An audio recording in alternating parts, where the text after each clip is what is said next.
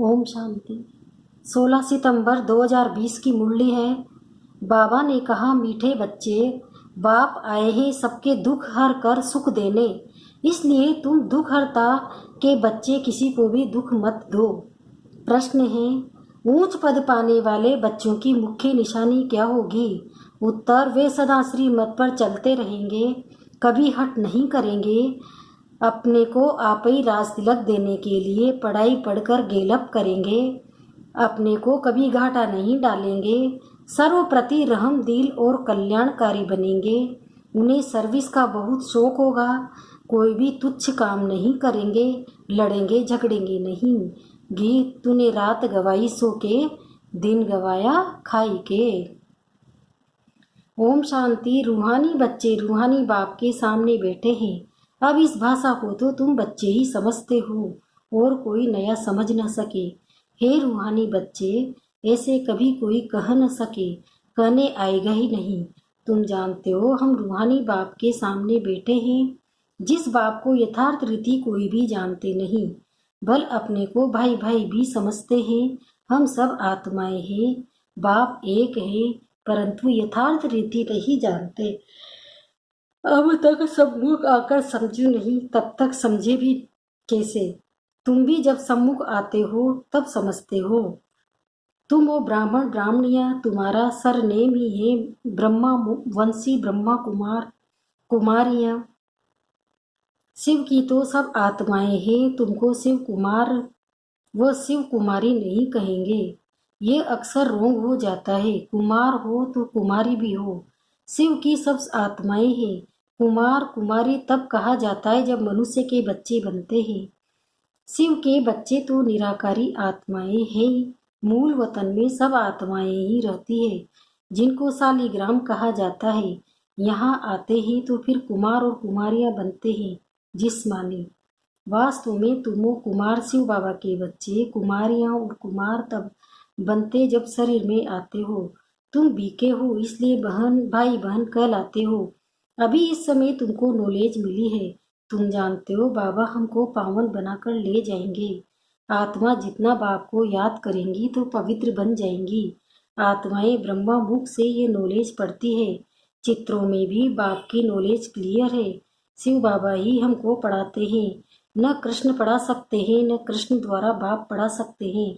कृष्ण तो बैकुंठ का प्रिंस है, वह यह भी तुम बच्चों को समझाना है। कृष्ण तो स्वर्ग में अपने माँ बाप का बच्चा होगा, स्वर्गवासी बाप का बच्चा होगा। वो बैकुंठ का प्रिंस है, उनको भी कोई जानते नहीं।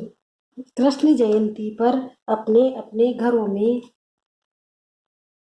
कृष्ण के लिए झूले बनाते हैं, व मंदिरों में झूले बनाते हैं।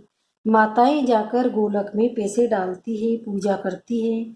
आजकल क्राइस्ट को भी कृष्ण मिशन बनाते हैं, ताज आदि पहनाकर माँ की गोद में देते हैं। जैसे कृष्ण को दिखाते हैं, तब कृष्ण और क्राइस्ट राशि तो एक ही है। वह लोग कॉपी करते हैं, नहीं तो कृष्ण के जन्म और क्राइस्ट के जन्म में बहुत फर्क है। क्राइस्ट का जन्म कोई छोटे बच्चे के रूप में नहीं होता है। क्राइस्ट की आत्मा ने तो कोई में जाकर प्रवेश किया है। विष से पैदा हो न सके। आगे क्राइस्ट को कभी छोटा बच्चा नहीं दिखाते थे, क्रॉस पर दिखाते थे। यह भी अभी दिखाते हैं। बच्चे जानते हैं, धर्म स्थापक को कोई ऐसे मार न सके तो किसको मारा? जिसमें प्रवेश किया उनको दुख मिला।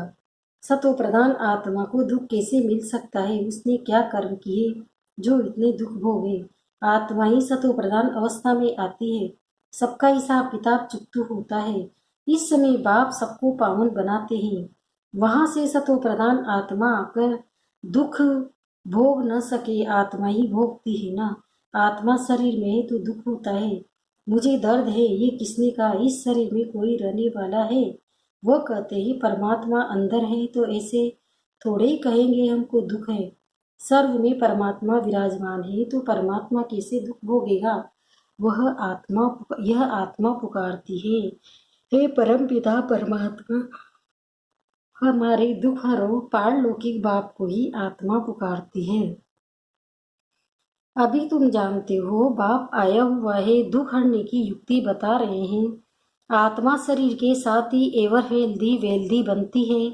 मूल वतन में तो हेल्दी वेल्दी नहीं कहेंगे, वहाँ कोई सृष्टि थोड़ी है, वहाँ तो है ही शांति शांति, स्वधर्म में टिके हुए हैं। अभी बाप आए हैं सुख के दुख हर कर सुख देने, तो बच्चों को भी कहते ही तुम मेरे बने हो, किसी को दुख नहीं देना है। ये लड़ाई का मैदान है परंतु गुप्त है, वो है प्रत्यक्ष। ये जो गायन है युद्ध के मैदान में जो मरेंगे वह स्वर्ग में जाएंगे, उसका अर्थ भी समझाना पड़े। इस लड़ाई का महत्व देखो कितना है।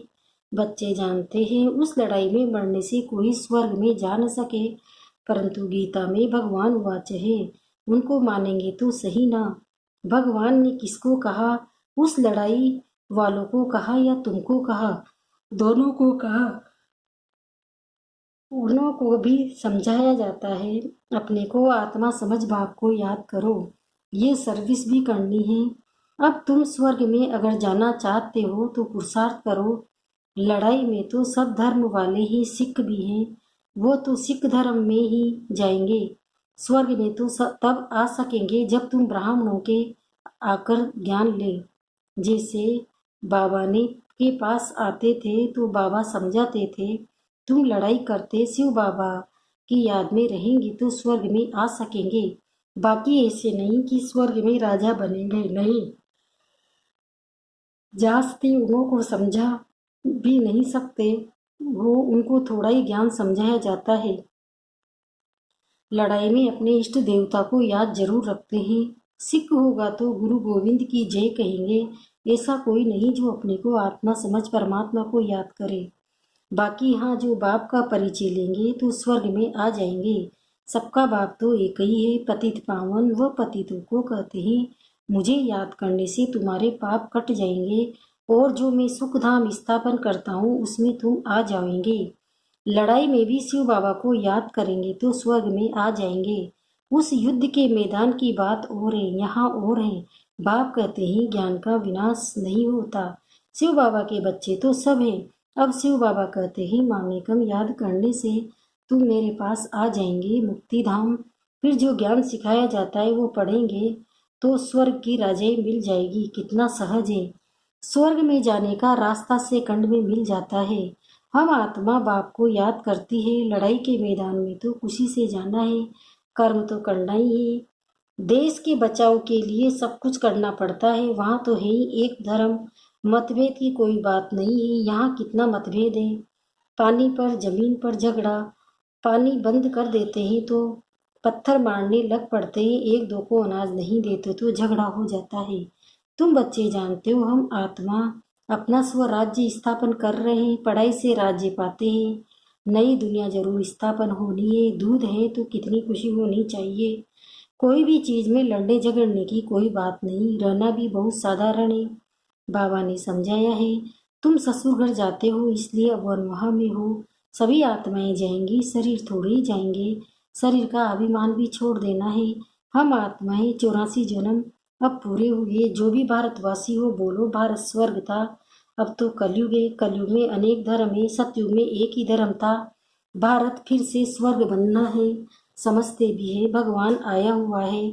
आगे चल भविष्यवाणी भी करते रहेंगे। वायुमंडल देखेंगे ना तो बाप बच्चों को समझाते हैं। बाप तो सभी का है ना, सबका हक है। बाप कहते हैं मैं आया हूँ और सबको कहता हूँ मामेकम याद करो तो तुम्हारे विकर्म विनाश होंगे। अभी तो मनुष्य समझते हैं कभी भी लड़ाई हो सकती है।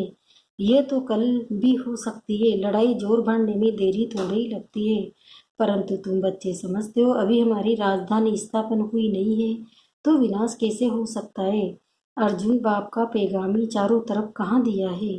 पतित पावन बाप कहते हैं मुझे याद करो तो विकर्म विनाश हो। यह पैगाम सबके कानों पर जाना चाहिए। पर लड़ाई लगे, बोझ भी लग जाए, परंतु तुमको निश्चय है कि हमारी राजधानी जरूर स्थापन होनी है।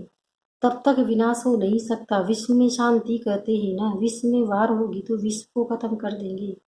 यह है विश्वविद्यालय। सारे विश्व को तुम नॉलेज देते हो। एक ही बाप आकर सारे विश्व को परिवर्तन करते हैं। वो लोग तो कल्प की आयु लाखों वर्ष का देते हैं। तुम जानते हो इनकी आयु पूरे 5000 वर्ष है, कहते हैं क्राइस्ट से 3000 वर्ष पहले हेमिन था। इस्लामी, बौद्धी आदि सबका हिसाब किताब निकालते हैं, उनसे पहले दूसरे का नाम है नहीं। तुम अंगे अक्सर बता सकते हो तो तुमको कितना नशा रहना चाहिए। झगड़े आदि की बात ही नहीं, झगड़ते वह जो निधन के होते हैं। तुम अभी जो पुरुषार्थ करेंगे 21 जन्म के लिए प्रारब्ध बन जाएगी, सजाएं भी खानी पड़ेगी। कोई भी बात है, कुछ भी चाहिए तो बाप के पास आओ, गवर्नमेंट भी कहती है ना। तुम फैसला अपने हाथ में नहीं उठाओ। कोई कहते हैं हमको विलायत का बूट चाहिए, बाबा कहेंगे बच्चे अभी तो वनवा में हो, वहाँ तुमको बहुत माल मिलेंगे। बाप तो राइट ही समझाएंगे ना कि ये बात ठीक नहीं है, यहाँ तुम ये आस क्यों रखते हो। यहाँ तो बहुत सिंपल रहना चाहिए, नहीं तो देह अभिमान आ जाता है, इसमें अपनी नहीं चलानी होती है। बाबा तो कहे बीमारी आदि ही डॉक्टर आदि को भी बुलाते ही, दवाई आदि से संभाल तो सबको होती है। फिर भी हर बात में बाप बैठा है, श्रीमत तो श्रीमत है ना, निश्चय में विजय है।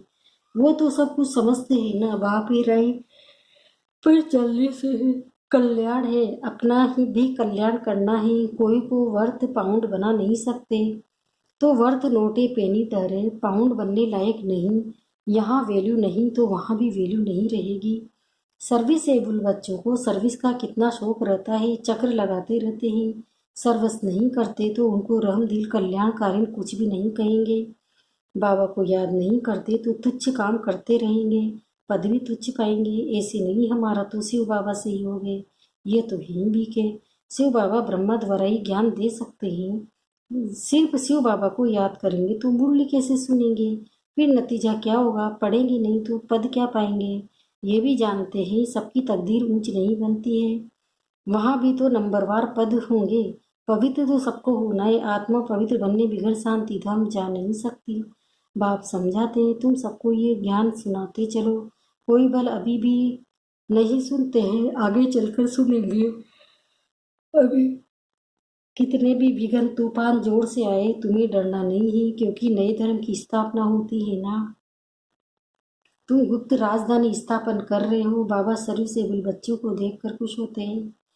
तुम्हें अपने को आप ही राज तिलक देना है, श्रीमत पर चलना है, इसमें अपना हटना चल न सके मुफत, अपने को घाटे में नहीं डालना चाहिए। बाप कहते हैं बच्चे सर्विसेबल और कल्याणकारी बनो। स्टूडेंट को टीचर कहेंगे ना, पढ़कर गेलप करो। तुमको 21 जन्म के लिए स्वर्ग की स्कॉलरशिप मिलती है, डिनाइस्टी में जाना यही बड़ी स्कॉलरशिप है। अच्छा, मीठे मीठे स्किल दे बच्चों प्रति माता पिता बाप दादा का याद प्यार और गुड मॉर्निंग। रूहानी बाप की रूहानी बच्चों को नमस्ते। हम रूहानी बच्चों की भी रूहानी माता पिता बाप दादा को याद प्यार गुड मॉर्निंग, नमस्ते नमस्ते नमस्ते। शुक्रिया बाबा धारणा के लिए, शुक्रिया बाबा, शुक्रिया आपका पद्मा पदम, शुक्रिया धारणा के लिए। के सारे पहला है संगम पर बहुत सिंपल साधारण रहना है, क्योंकि ये वनवा में रहने का समय है। यहाँ कोई भी आस नहीं रखनी है, कभी अपने हाथ में लो नहीं लेना है, लड़ना झगड़ना नहीं है। दूसरा है विनाश के पहले नई राजधानी स्थापन करने के लिए सबको बाप का पैगाम देना है कि बाप कहते हैं मुझे याद करो तो विकर्म विनाश और पावन बनो। वरदान, बाप द्वारा सफलता का तिलक प्राप्त करने वाले सदा आज्ञाकारी दिल तख्त नसीब भव।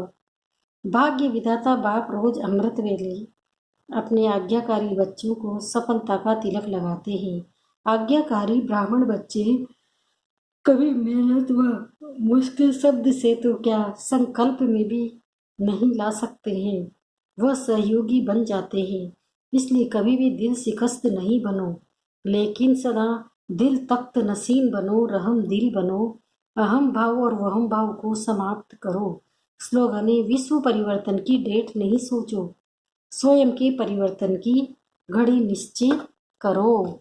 ओम शांति।